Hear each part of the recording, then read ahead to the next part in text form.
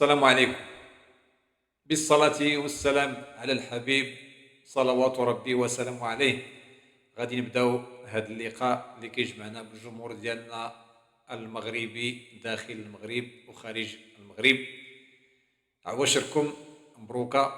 جبنا لكم أخبار جديدة، أخبار كتهم المنتخب المغربي ومسلسل إبراهيم دياز. السؤال اللي كيطرحه الجمهور المغربي الآن كثرت ما الهضره على ابراهيم دياز، واش ابراهيم دياز غادي يختار المنتخب المغربي ولا غادي يختار المنتخب الاسباني؟ اللاعب ابراهيم دياز الان كيتعرض لضغط رهيب رهيب رهيب جدا من الجامعه الاسبانيه. كارلو انشيلوتي دار مؤامره بطريقه غير مباشره ولكن مؤامره مفضوحه للجمهور المغربي. عدم اشراك ابراهيم دياز في المباراه ديالو ديال عصبه الابطال، علما ان ابراهيم دياز هو اللي سجل الهدف مباراه ديال الذهاب، جا الاقصاء ديالو. حضور ديال لافوينتي سانتياغو برنابيو وسولات الصحافه علاش جيت باش نشوف 22 لاعب. ضمنيا هناك ضغط على ابراهيم دياز من اجل تمثيل المنتخب الاسباني. ابراهيم دياز كنعرفوا عنده جنسيه اسبانيا، ولد في اسبانيا في مدينه مالاغا. الجامعه الوطنيه المغربيه تعمل بجد من اجل اقناع، عندما اقول اقناع اللاعب ابراهيم دياز بتمثيل المنتخب، جوابا على داك الشيء اللي كاين في الصوره المصغره. ابراهيم دياز لم يختار اللاعب للمنتخب المغربي. الناس غتسائل واش هذا الخبر صحيح. انا ما كنقولش بان ابراهيم دياز ما غاديش يمثل المنتخب المغربي ولا غادي يمثل المنتخب الاسباني. تمثيل ابراهيم دياز للمنتخب الوطني المغربي خص يكون تمثيل بالقلب من الوهله الاولى. نهار مشاو دقوا عليه، دقينا عليه فاش كان كيلعب بالميلان، غادي يستجب بتمثيل المنتخب الوطني المغربي. اذا السيد ما استجب وبقى هذا المسلسل طويل. كلشي كيلغي بلغاه، المنتخب الاسباني بغاه، الجامعه المغربيه بغاتو، المنتخب المغربي غادي يجي ما غيجيش. بقى داك الشيء غير مكشوف الا الكلام اللي كاين الان في وسائل التواصل الاجتماعي. ابراهيم دياز كون بغى يبدل المنتخب الوطني المغربي ويحس به الجمهور المغربي، لان الناس اللي كتهضر على ابراهيم دياز انه غادي يمثل وما غاديش يمثل المغرب كينقلوا الاخبار اللي هي عاطفيه للجمهور المغربي. الجمهور المغربي مسكين متعطش باش انه يشوف المنتخب الوطني المغربي يتوج بكاس افريقيا ويمشي كيف ما دار في قطر. وابراهيم دياز كي عنصر اللي غيعطي الاضافه للمنتخب الوطني المغربي الى جل المنتخب الوطني المغربي. ولكن علاش ابراهيم دياز ما اعلنش التمثيل ديالو للمنتخب الوطني المغربي النهار الاول؟ ردا على بعض الصحفيين اللي كنحترمهم اللي تيقول لك هذا اللاعب هذا اختار يلعب للمنتخب الوطني المغربي بقلبه. اللي كيختار المنتخب الوطني المغربي بقلبه ما غاديش نمشيو كل مره نتلاقاو به ونتلاقاو مع والد ديالو ونقولوا راه جا المغرب، راه العرس ديال اختو راه كذا. هذه ماشي هضره. هذه السيد كون بغى يختار المنتخب الوطني المغربي غادي يجي النهار الاولاني غادي يقول لك يحط الملف ديالو، هو يحط الملف ديالو على الجامعه الوطنيه المغربيه: انا اريد تمثيل منتخب الاجداد. هو ما اختارش، هو كانت عنده نيه يمثل المنتخب الاسباني، وراه ديجا مثل المنتخب الاسباني. راه حط فاش كان لويس انريكي مدرب ديال المنتخب الاسباني، كان في اللائحه الموسعه وكان في الاحتياط ديال المنتخب الاسباني. وهنا باش ما نبقاوش نقولوا لان راه اختيار لهذا اللاعب اختار المنتخب الوطني المغربي وراه غادي يلعب، الاختيار كيجي من القلب. وهنا غادي نطرح واحد السؤال، سؤال ربما نقد بناء. هذا نقد بناء لا أشك في وطنية أي أحد، وإنما أنت أنت إحنا كدولة عندها 20 قرن الحمد لله، وحنا كنقولوا بلد ديال كرة القدم. أنت غادي تكون عندنا 50 ولا 60 لاعب، ما كنمشيوش كندقوا عليهم، ما كنمشيوش كنديروا إقناع. شتي كلمات الجامعة تعمل على ملف فلان ضمنيا، كنمشيو كنقلبوا باش نقنعوا اللاعب يمثل المنتخب المغربي، وديك الساعات يمشي يلعب مع اي نادي فين ما بغى يلعب. ولا كانوا النتائج ايجابيه كنقولوا المنتخب المغربي، اقولها واكررها، لا اشك في وطنيه احد. انا مع المنتخب المغربي، انا مع بلادي باش بلادي تزيد للقدام. انا كنقولها وكنعاود نكررها ونكررها مليون مره، باش فايتانا اسبانيا ولا فرنسا ولا هولندا ولا بلجيكا اللي كيكونوا لاعبين في المستوى، ماشي غير في كرة القدم، في جميع المجالات. حنا هذا الموضوع ديالنا الان كرة القدم باش فايتينا. عندنا احسن مركز الان، نقدر نقول المركز اللي كيضاهي المركز اللي كاين في قطر. علاش ما نمشيوش نجمعوا اللاعبين من الانديه المغربيه اللي عندهم 12 سنه 11 سنه وندخلوهم تمايا ونكونوهم يوصلوا لاج ديال الانديه، ونصيفطوا الانديه وتكون مواكبه، ولا نصيفطوهم للانديه الاوروبيه. شوف تبارك الله نايف اقرد اللهم بارك، مشى من المغرب تكون مشى راه كيلعب مزيان. على غادي ندقوا على نايف اقرد نقول لها جيت مثل المنتخب الوطني المغربي؟ مغربي بالدم بالقلب.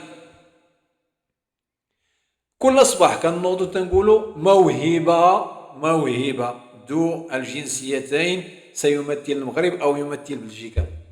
ايوا هاد البطولة اللي فيها 30 دورة وفيها شحال من لاعب، وفيها الى درنا 16 فريق ضربناه في 30، شحال من لاعب كاين تما؟ تا واحد ما صالح، تا واحد ما يلعب مع المنتخب، ما غاديش يلعبوا النيت، ما صالحينش للمنتخب باش نكونوا واضحين. مشى داك الجيل اللي كان تيمشي للمنتخب فاش كانت الوداد كتمثل النصف ديال المنتخب والجيش والرجاء والمغرب الفاسي، مشى داك. لان البطوله ديالنا مازال غنديروا عليها حلقه، البطوله ديالنا والمشاكل ديالها، الفار، تغوت على الحكام، ليتيج والصداعات، ما كاين لا بطوله لا والو. نفترض وقلتها وسأكررها في هذا الفيديو هذا، نفترض أن لاعبين كيلعبوا في الأندية الأوروبية ما بغاوش يمثلوا المنتخب الوطني المغربي، دخل عليكم الله، باش غادي نلعبوا حنايا؟ باش غادي نشاركوا في الكؤوس الإفريقية ولا كؤوس العالم؟ واش باقي غادي نربحوا شي كاس إفريقيا ديك الساعات ولا شي كاس العالم؟ ما يمكنش. المنظومة الكروية فيها خلل، فيها خلل من الأول. إلا ما كاينش التكوين، خصنا حنا نكونوا ولادنا، نكونوا في البلاد، نكونوا بلاد، ودوك الناس اللي غيجيو من برا دوك المواهب يكونوا استثناء، ماشي تكون قاعده، يكون هو استثناء. النهار غادي يبغي يجي يمثل غادي يدق، غادي يقول واش بلاصتي غتكون في المنتخب الوطني المغربي، لان كاين لاعبين ديال الرجاء والوداد والجيش والحسنيه واسفي الى اخره. واش نقدر ندير بلاصتي وسط هاد الناس هذا؟ اما الان البطوله مسكينه، واخا كاع بغات تزاد قتلناها صافي. اللاعب الان اللي كيلعب في البطوله ما عمرو كيحلم يلعب في المنتخب، الا في قله قليله بان شي شويه مشى يحترف مثلا في فرنسا. ان اقصى حاجه غيمشي يحترف في فرنسا. وشوف ها هو اشرف داري فين هو؟ مشى لفرنسا، طفى ديك الشعله ديالو صافي، مشى بقى يسول فيه حتى واحد. هنا كاين المشكل، لان هاد المسلسل ديال ابراهيم دياز عشناه مع لامين يامال، لامين جمال، عشناه معاه مؤخرا. نهار مثل اسبانيا الملف ديال يامال تسد صافي، مشى داتو اسبانيا. الولد راه كيلعب مزيان. علاش ما نجيبوش حنا نسخوا التجربه الاسبانيه في مراكز التكوين ونحطوهم في بلادنا. كلشي كاين، والله ما خصنا شي حاجه، والله الا خصنا غير اللي يخدم فقط. خاص غير اللي يخدم في البلاد، كلشي غيكون مزيان. هذا هو الديفو ديالنا هنا، الاعتماد على الموجود. ثاني، لا تعطيني سمكة كل يوم، بل علمني كيف أصطاد سمكة. هذا المثال راه كلشي عارف. نجيبو تجارب، نجيبو دوك الاوتور اللي كيأطروا لاعبين في اسبانيا وسميتو، نجيبوهم نخدموهم عندنا هنايا، ولا نديو ديالنا وياخذوا تجربه ونستنسخوها ونصبروا على الكره ديالنا. نقولوا راه غادي نصبروا واحد 10 سنين ولا 12 سنه واخا يكون الاخفاق، ولكن ديك الساعات تكون طفره في كره القدم. نتمناو ان هذا المسلسل ديال ابراهيم دياز يكون لنا عبره للقدام. الا غادي بنفس السياسه ونفس النهج ديال اننا غادي نقلبوا على مواهب ذوي الجنسيتين، هذا الدليل على ان هناك فشل في المنظومه الكرويه بداخل الوطن. نقولها بصريح العباره ونتحملوا فيها المسؤوليه ديالنا. نخدموا على ملفات ديال فلان وفلان وفلان وفلان، هذه ماشي استراتيجيه، مع كامل احتراماتي الناس اللي خدامين. الموضوع الثاني اللي غنتحدثوا عليه هو غادي يجي نفترض جا ابراهيم دياز كيلعب وسط الميدان ممرر، عندنا خلل في الهجوم باقي الان. كاين واحد اللاعب مشى من المغرب، راه كيلعب في ليفانتي الاسباني، محمد البولديني. هاد اللاعب تا هو خص تعطاه تا هو فرصه. نشوفوه كيف ما شفنا وليد شديره ومشى، كيف ما شفنا حمد الله وطفى، نشوفو تا هاد الولد تا هو راه اللاعب كيسجل اهداف مع فريق ليفانتي والو في الدرجه الثانيه في الدوري الاسباني. هذا مشى من المغرب، هذا نعطيو تا هو فرصه ونشوفو اشنو عنده. هادو وديات نجيبو الناس. عندنا خلل في الهجوم، عندنا خلل في المهاجمين مستمر، نجيبو اللي جبنا ما كاينش اللي ماركينا الكوار. هذا هو المشكل ديالنا. اللاعب الثالث اللي غادي نهضروا عليه هو عوده حكيم زياش. الان حكيم زياش بعد الاصابه، الان في الماتش الاخير دخلوا المدرب لعب دقائق للاعب، صراحه يساهم بشكل كبير كبير كبير جدا في توازن المنتخب الوطني المغربي. فريق غلاتاساراي الان كيوجدوا الكاس نهائي كاس سوبر التركي، واللاعب الى رجع كيعطي اضافه للمنتخب الوطني المغربي. ربما ما غاديش تنادى عليه في الوديتين الا شوف التفكير ديال وليد الركراكي. الاخبار اللي كتروج الان بانه وليد الركراكي سافر للسعوديه، وربما غادي تكون المنادات على سفيان الرحيمي اللي كثر عليه الكلام والكلام، ونتمنى من وليد الركراكي ما يحرقش ورقه سفيان الرحيمي، ما يتناداش عليه فقط لإرضاء وإسكات أصوات الجماهير المنادية باش يجي سفيان الرحيمي. أتمنى باش ما تتحرقش، كيستحق يلعب، ما كيستحقش ما يلعبش، صافي هادشي اللي كاين. لأن نفس المشكل وقع مع حمد الله. تقصى حمد الله في واحد الوقيته اللي كان في أوج العطاء ديالو، كان لاعب مزيان، نادت الأصوات بعودة حمد الله. جا حمد الله مشى لكأس العالم، جاتو مباراة ديال فرنسا، ضيع هدف اللي محقق، تغيرات النظرة ديال الجمهور المغربي لحمد الله، علما أن اللاعب لا يتحمل المسؤولية، لأن في الوقيته اللي خصو يدخل ما دخلش. نتمناو أنه المنتخب الوطني المغربي نشوفوا داك التنافسية.